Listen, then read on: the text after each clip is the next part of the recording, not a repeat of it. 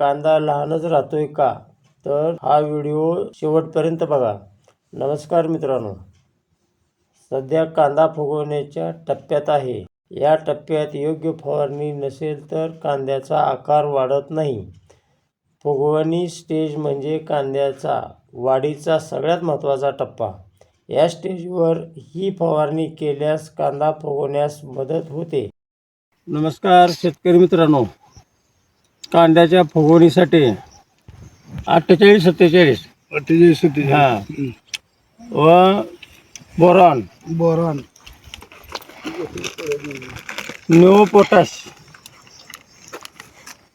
हे तिन्ही औषधाचे मिश्रण करून फवारणी करून घ्यावी.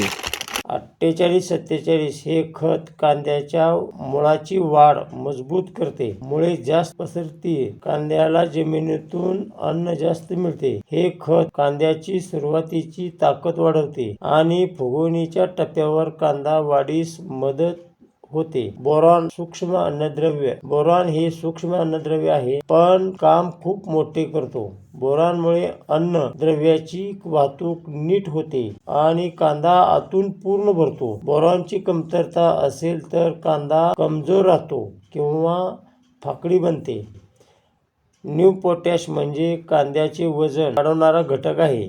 न्यू पोटॅशमुळे कांद्याचे वजन वाढते व कांदा टणक बनतो. पोटॅशमुळे कांदा जास्त दिवस टिकतो. कांद्याच्या पातीवर आणि मुळाजवळ औषध पोहोचलंच पाहिजे. अशी फवारणी केल्यास कांद्याची फुगवणी नक्की चांगली होते. अशा शेती उपयोगी माहितीसाठी चॅनलला सबस्क्राईब करा.